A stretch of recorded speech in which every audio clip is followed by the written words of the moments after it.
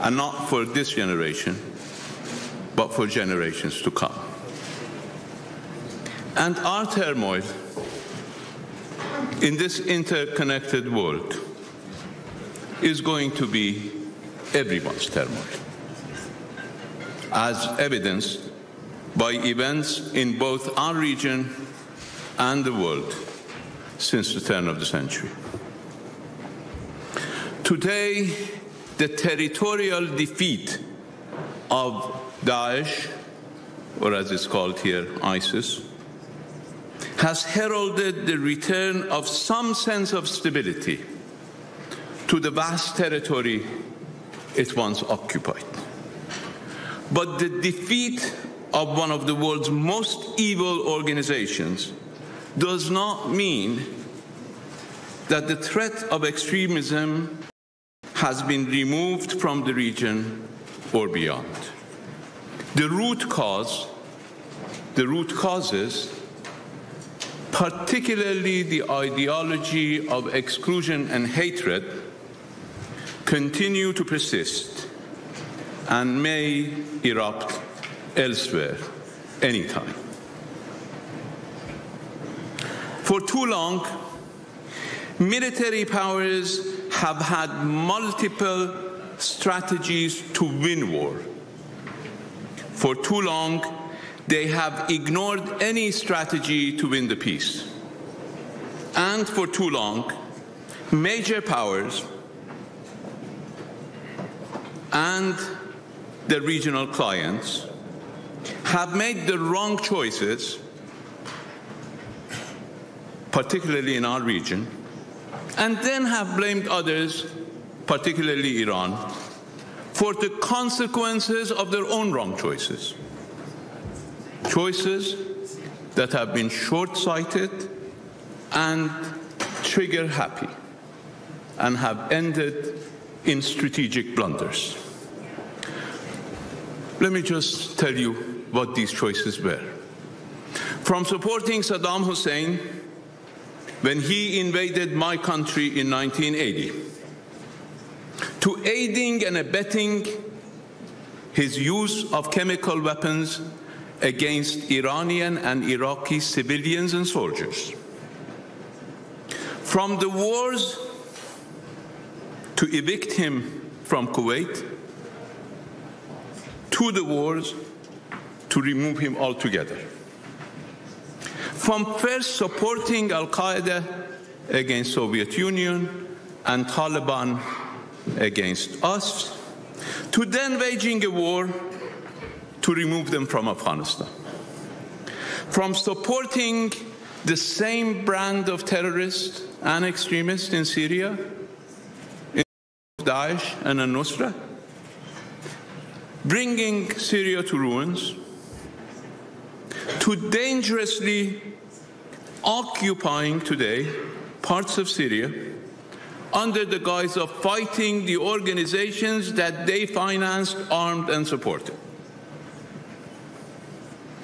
From Israel's invasion and subsequent aggressions on Lebanon, its illegal occupation of Palestine, and its almost daily illegal incursions into Syrian airspace, to attempts to create these cartoonish images to blame others for its own strategic blunders, or maybe to evade the domestic crisis they're facing.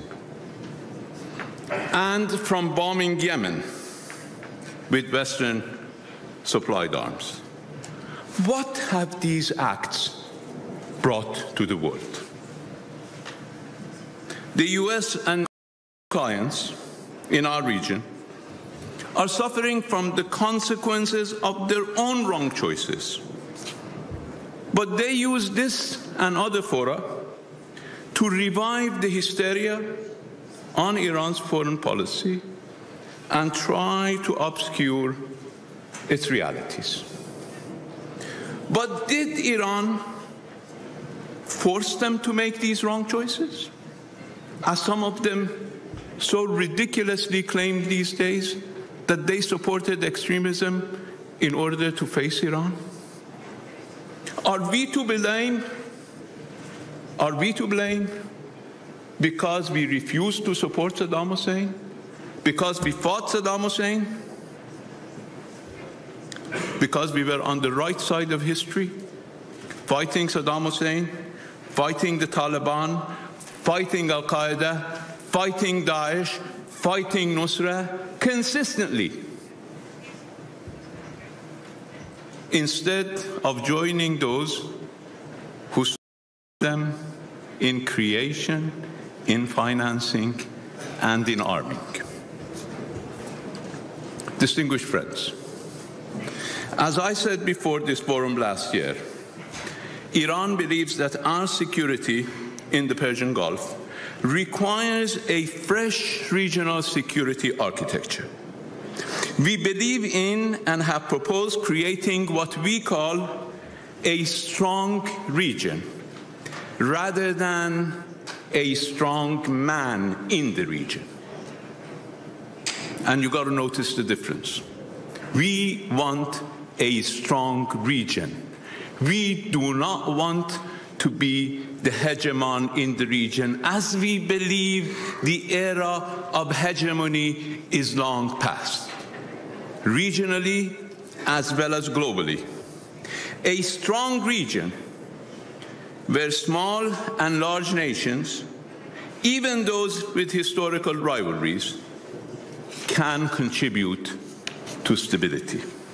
This is simply recognizing the need to respect the interests of all stakeholders in this Persian Gulf region, which is by its very nature a requirement for stability, while hegemonic tendencies by any regional or global power will, again, by its very nature, lead to insecurity. The arms race in our region, and no country probably represented here can claim to be completely innocent of perpetuating that arms race, is an example of the destructive and unnecessary rivalry that has made our neighborhood unsafe and insecure for its own inhabitants as well as for any guests. In a quest to create a strong region, we need to be realistic and accept our differences. We need to move from the defunct concept of collective security and alliance formations to inclusive concepts such as security networking in the area of networking globally, which can address issues that range from divergence of interests to disparities in size and power, as is the case in any virtual network you join. Security networking is a non-zero-sum approach that accepts that security is indivisible, as opposed to alliances and blocs, which are fundamentally based on the defunct zero-sum approach of gaining security at the expense of insecurity of others. The nuclear deal, and I see some people who were closely involved, Lady Ashton, Secretary Kerry, others here, was an example of such non-zero-sum thinking, recognizing differences, but also recognizing that we could define common objectives, and maintaining respect for the interests and concerns of all participants led to the very difficult but successful outcome of the negotiations leading to the JCPOA. And that may be why those who see everything in terms of one-sided profiteering are intrinsically opposed to this deal without even reading it.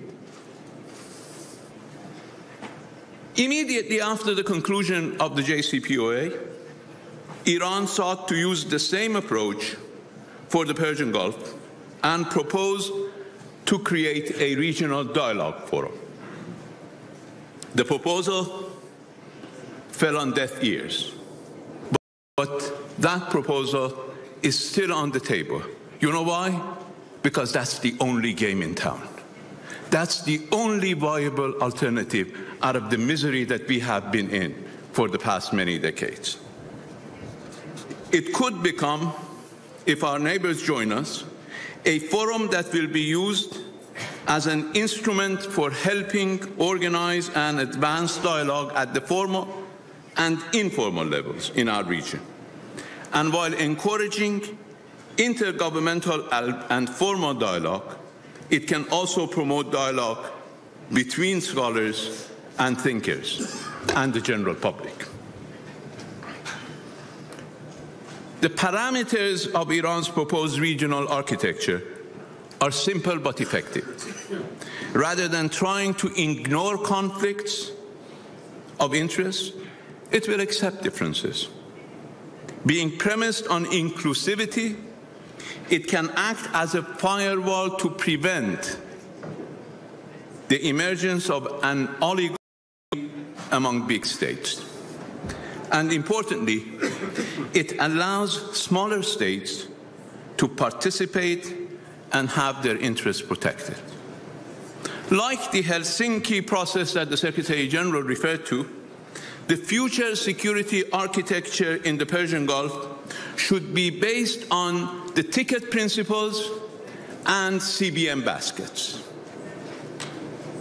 All countries around this vital and at the same time volatile waterway should be able to enter by committing to a series of common standards enshrined in the UN Charter, such as sovereign equality, refraining from the threat or use of force, peaceful resolution of disputes, respect for territorial integrity, inviolability of borders, non-intervention in the domestic affairs of states, and respect for self-determination within states.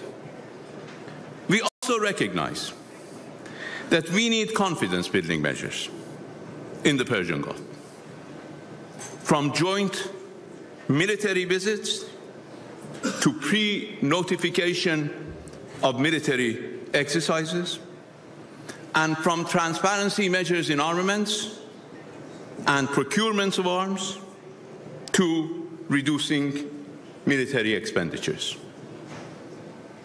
All of which could eventually lead, and I hope that's not in a too distant future, to a regional non-aggression pact.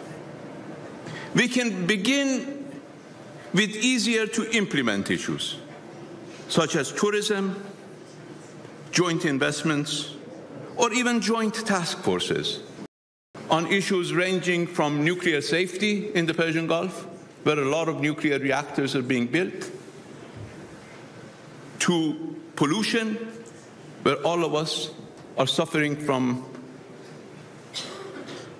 issues such as dust storms, to disaster management.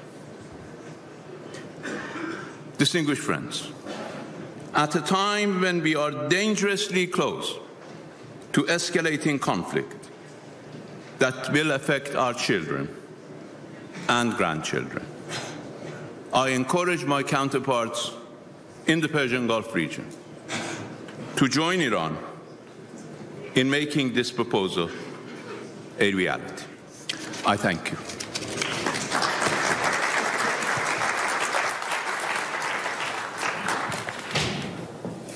Thank you, Mr. Minister. We have time We're now for a few questions. speech by Foreign